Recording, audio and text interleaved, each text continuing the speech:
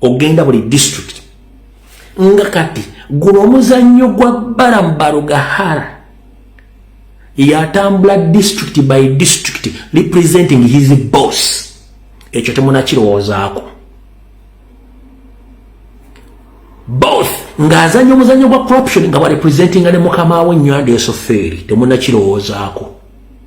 Yensonga lwaki buli gw'ayagalidde asobola omufuna in time wadde wakirowoozezaako.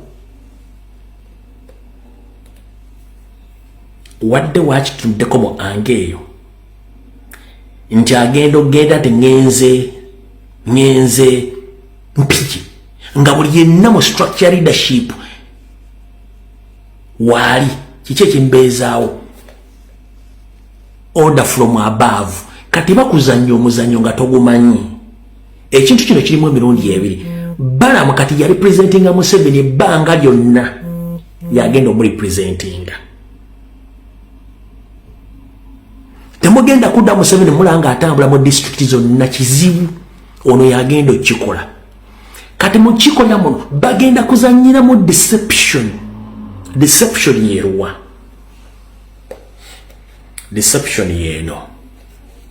Manyize mbabuli ebintu bino wemala okufa nga mugamba nti musajja ono ate nga mutuufu nnyo. One. Omuzannyo gwabadde Masaka mwagulabye. Ekituufu Nameere mukyala mubbi mufere mukumpanya ate mukalu. Bw'oba oyagala okumanya omuntu omukalu mu nsi yonna twala Nameere. Ekyokubiri talina mpisa abazungu ze bayita manners.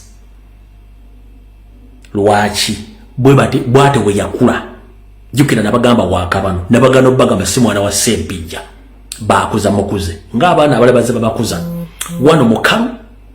Ekyokubiri talina mpisa. Ekyokusatu representinga image ya Museveni yonna gy'abadde nayo since 1980s bw'abadde ajakola.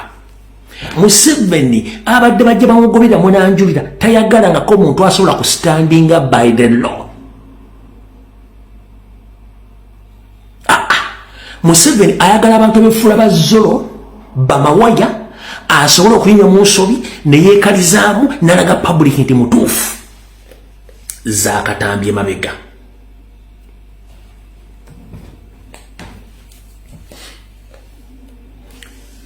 Omuntu atali muyaayi atali mufere atasobola kwekaliza mu nsobi atasobola kukola mu gavumenti ya Museveni zaakatambye mabega.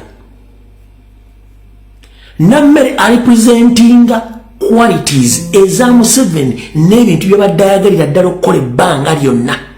Ddayo otunule ba minisita Museveni bonna ebintu badde bakola bonna baba tebalina najawulo ne Nameere ne Balaam nga tewali minisita asobola kukola ng'akolera ku orders eza ofisi ye zennyini amala kuba simu n'abuuza mukabawo kino ngenda kikola nti mukama nambula ekyokukola. Kati mutegedde bulungi nnyo. Kati wano wali deception gwe bazannya era nakyo mu kitunudde wabula bwe bazannya deception ate evayo reality ate ababakuba. Kati kyekiriwa one bw'ogenda okulwanyisa corruption nga toli meant to fight corruption oba oyingidde office ya Inspector General of Government IGG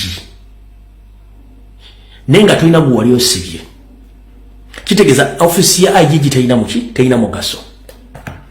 2 bw'ogenda okulwanyisa structure za wansi naye nga atolese structure za waggulu eziyitamu essente oba tolinamu obululu bw'okoze. Ompulira kati babazannya omuzannyo gw'emmwanyi mwena temwagutegedde.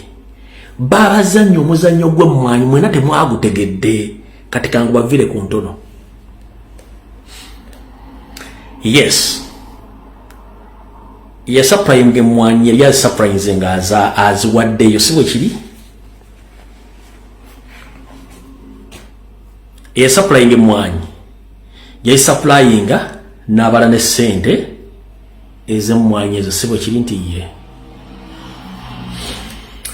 mu process ya gavumenti mwesasulira ne byesasulira bibeerako ebiwandiiko. Ompulya bulungi nnyo nti ye bakulaze ku request order emwanyezo bakulaze ke baluwa yonna eyali esaba emwanyezo supplyingibwe on order of the government oba ekitongole kyonna oba NRM secretariat nti yateeka kusaba giwe emwanyi bweziti ez'obukadde 15 plus eyo fomu y'okusaba ekipapula ekiraga nti baali basabye emwanyezo ekipapula ekyo wakirabyeko walabeko ekipapula ekyo ekiraga okusaba kw'emwanyezo nti basabye emwanyezo era bakugaa nti emwanyi zayita simetuwa emwanyi tugenda kukusa zibateekayo ne number that is it mu protocol ya government ekiba kikola gwenna yali akozeko mu government ekimanyi bulungi nnyo nti ekintu kyonna ekya government kibeera well written nga kina records ne government kwegenda okusasulira ompulya bulungi nnyo nti beetaaga enkoko 100 wabeerawo ekiwandiiko ekiva mu minisita nga kisaba enkoko ezo 100 ani agenda zisupplyinga zareceivingiddwa za stampingiddwa empapula ezo bazibalazeeko kozesa omutwe ekyo kivuddeyo ekyo kyokulazeeko obulazi ekyokuli kyenjagala osokotekedde deception yeno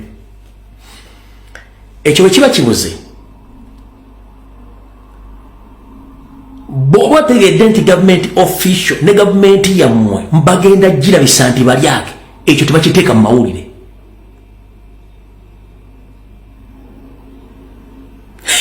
oba otegedde teri mukungu wa gavumenti kabere ala chairman ero suwa no chairman asobola kutegera nti bagenda kulabisa gavumenti mu mbeera eyo oba okulabisa minisita omuntu bakiteeka mu kamera tekiriyo tekisoboka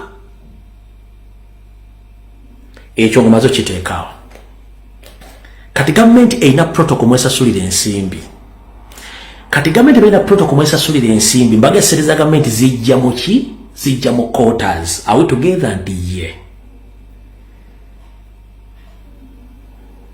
are we together and yes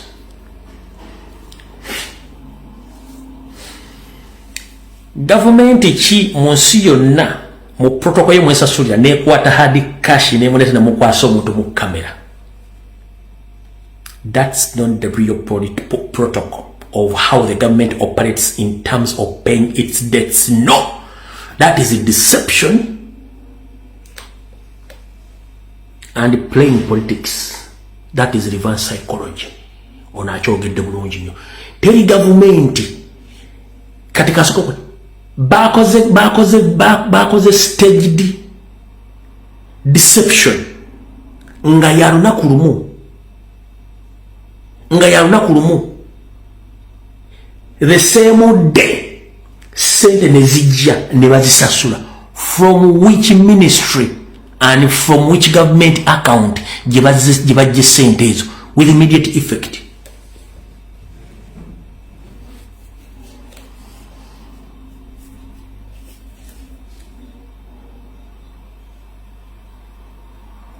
Nkubuuza with immediate effect bazanyo omuzanyo olunaku lwemu immediately sente nezijja era ne baziteeka mu kamera mu lunaku lumu. Olaba kikola abakulu the way how the government operates. Kitegeeza tuli mu mafia system eya government esobola cooperating within the means in the interest of its ganga games. Okubalaga the government operates mu mafia politics oyo. Sente bazijja within okuwooziddwa nga million 10 ku account ya government. It is impossible.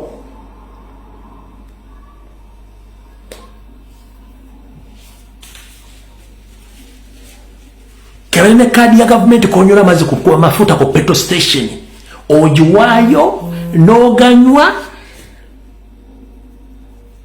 fuel station manager na sayininga oba pampa attendant nawe aganywedde no sayininga.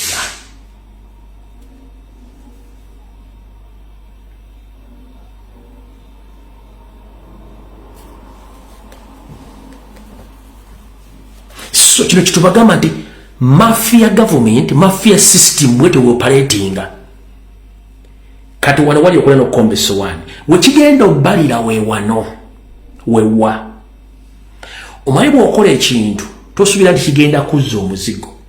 Abantu bangi abanja sente government ya Museveni abagenda okuvaayo bakube emmeeza